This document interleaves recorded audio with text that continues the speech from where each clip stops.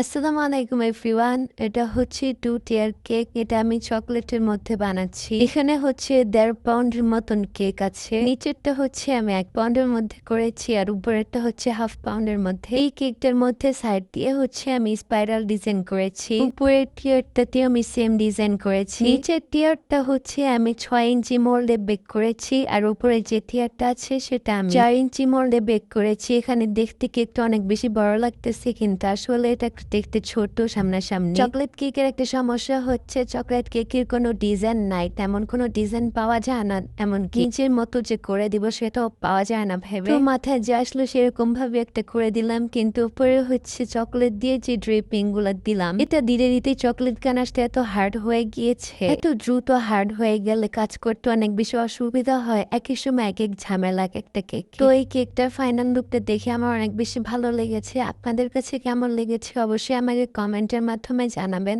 সবাই ভালো থাকবেন। আল্লাহ হাফেজ।